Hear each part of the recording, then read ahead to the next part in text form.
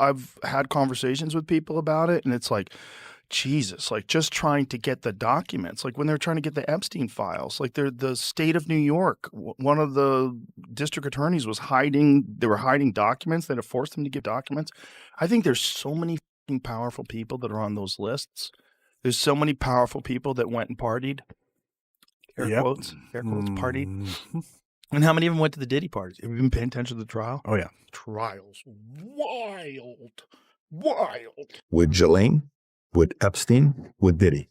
Either Diddy's going to commit suicide, either he's going to be hiding somewhere that we won't hear about for many, many years, or he's going to be O.J. Simpson, and he'll be released and said, I told you I was as innocent.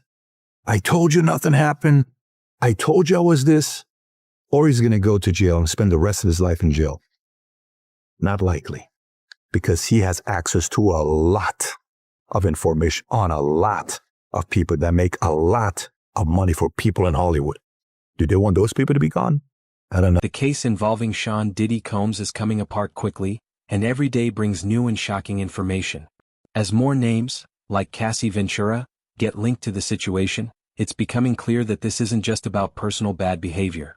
Instead, it looks more like a massive system of control, manipulation, and secrets. Many are now comparing it to the disturbing Jeffrey Epstein case.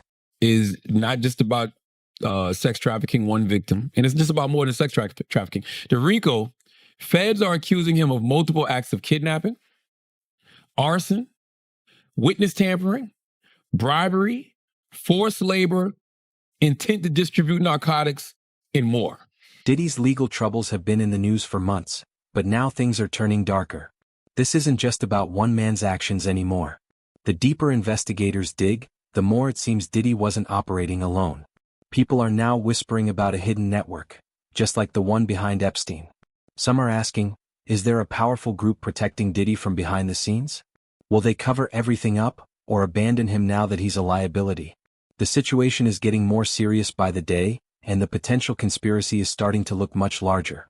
A strange twist added even more tension. Well-known commentator Patrick Bet-David, PBD, pointed out something that feels too strange to ignore. The lead prosecutor on the case is the daughter of former FBI Director James Comey, a man who's recently stirred controversy over what some believe was a coded threat involving Donald Trump. On top of that, the previous prosecutor, Damian Williams, suddenly stepped away from the case. Rumors suggest he was quietly removed. What? And who stands to gain from that decision? The more you examine it, the clearer it becomes. This isn't just about Diddy anymore. There's way too many things that are coming out right now, especially when you think about the lead prosecutor. It was supposed to be Damian Williams, who he resigns December of 2024. He says, no, I'm not going to be dealing with this case on Epstein. And he's been on the Epstein, on Diddy, and he's been on the lead prosecutor for Epstein, Ghislaine Maxwell, and a lot of other things. And then the person that replaces the lead prosecutor to prosecute Diddy is Maureen Comey. Maureen Comey is the daughter of James Comey. James Comey, just a week ago, posted 8647. He found these beautiful shells, seashells that says 86 accidentally. Of course, he would never do such a thing. And he posts these 8647 shells. And then his daughter is the lead prosecutor for Diddy.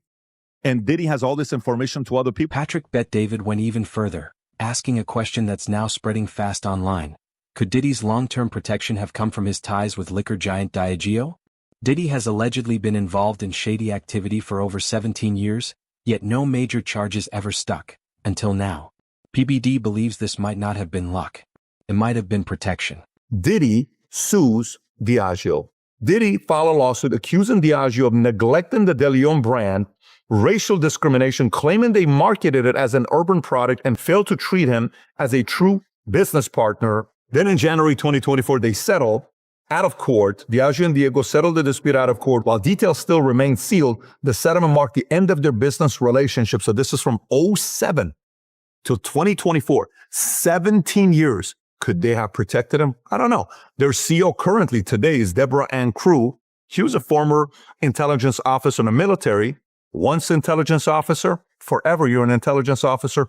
Who knows what happened? We don't know the relationship. We're not going to make any accusations. All we know is, could this have been a protection? That protection, possibly tied to Diageo, may have quietly ended after a lawsuit and secret settlement.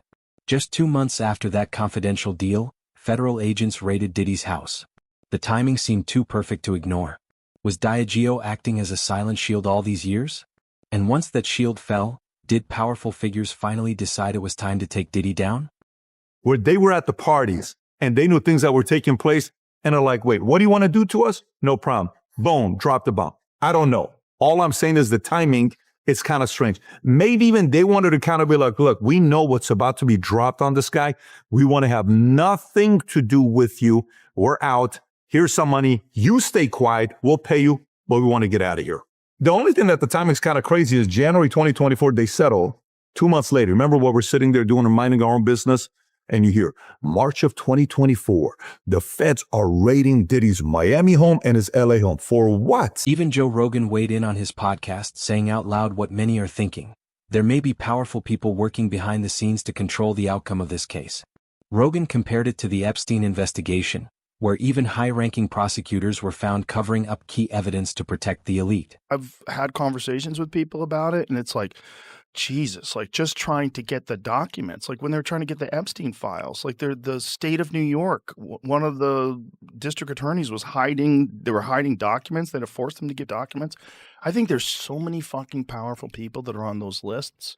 There's so many powerful people that went and partied. He also warned that Diddy's infamous parties might not have just been wild celebrity hangouts. According to Rogan, it's very possible that some of the most powerful people in entertainment and politics were regular guests. And now, with the trial heating up, the fear isn't just about Diddy being exposed. The real worry is who else could be caught in the fallout. Air quotes, partied. And how many of them went to the Diddy parties? Have you been paying attention to the trial? Oh, yeah. Trial's wild. Joe Rogan didn't sugarcoat anything. He said Diddy could end up spending the rest of his life in prison if the evidence keeps piling up. But he also brought up a grim possibility. What if this case goes the way of Epstein's? Despite major claims of child trafficking and elite involvement, Epstein's case never reached true justice. No top names were punished. Rogan asked, is Diddy's case headed for the same fate? Big headlines, wild allegations, then silence? Well, Diddy's going to be in jail for the rest of his life. I think he's probably going to get Think he's hit going to up. sing, though? I don't know. I don't even think it matters. I mean, it's a lot of it is. But then it's just another There's- Epstein. there's It's another murder Ghislaine cases. Maxwell, But where there's somebody gets murder indicted and cases. nobody else. Indicted for trafficking kids to right no to one. no one. Joe even questioned whether Diddy was really the one in charge. Could one person alone create such a massive and disturbing setup? According to Rogan, it seems impossible for Diddy to have pulled this off by himself, organizing drug use, wild parties, and bizarre events described as freak-offs. The level of secrecy and control suggests a much bigger operation. Maybe Diddy wasn't just the leader. Maybe he was a piece of something even larger. Crazy. Now, if that's not an intelligence agency operation, it's just an evil super genius who figures out how to compromise everybody by providing this crazy freak off party. Everybody's got to put their phones away. Okay, we're going to put our phone away. No one's going to know anything. Yeah, I mean, he's going to get cameras everywhere. It's just one guy doing that. What a diabolical human being. Yeah. He seems pretty diabolical. He's probably working with somebody or for somebody. Maybe. And maybe he just got too far out there. Some of the came out in the trial, though, like he's forcing his girlfriend to have sex with prostitutes while he was sitting there jacking off with a bandana on. She'd rub the jizz on his nipples. Like, what are we even talking about? Rogan went further, floating a darker theory. Maybe Diddy wasn't just involved. Maybe he was being used. These parties, he suggested, may have been designed to control people. Celebrities would be invited, introduced to wild behavior, and told that even figures like Bill Clinton had been there. Slowly, they'd be pushed past their limits with drugs and pressure. Once they crossed a line, everything would be caught on camera, then used as blackmail. According to Rogan, this wasn't just Diddy's playground. It might have been a trap designed to control powerful people for good. Good question. Well, it would be a 'Cause he had the great way juice to on a lot of people. compromise celebrities. Yeah. Yep. And get them to say whatever you want them to do, get them to do whatever projects you'd like them to do. And, you know, if you're a bunch of other celebrities are there, you're like, oh, look, Bill Clinton's here. This is fine. Yeah. This is cool. Look at this. Like, Brad Pitt's here. Well, this is cool. You don't even think there's anything wrong with being there. Meanwhile, you're getting drugged up and filmed. And then they're passing out punch. Have some punch, Aaron. And you have some punch, and all of a sudden you're like, I'm feeling really good. I just feel amazing. You're all mollied up. You don't know what the fuck you're doing. Probably a combination of things they give you. And it's all being filmed. While some stars have hinted at a force more powerful than Diddy operating behind the scenes, the information coming out in court is disturbing all on its own. One man, who identified himself as a sex worker, gave shocking testimony under oath. He claimed that he had been hired multiple times by Sean Diddy Combs, but what he described shocked the courtroom.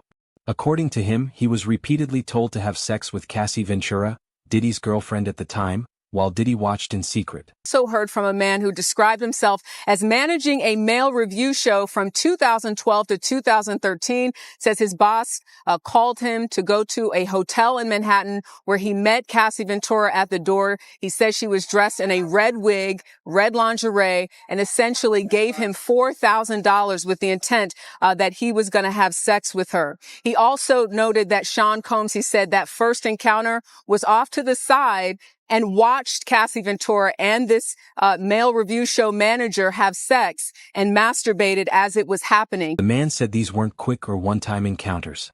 They sometimes lasted anywhere from 1 hour to as long as 10 hours. What made it worse was his claim that Diddy often recorded the acts himself, using his phone or a camcorder. These weren't just private obsessions, they were being documented.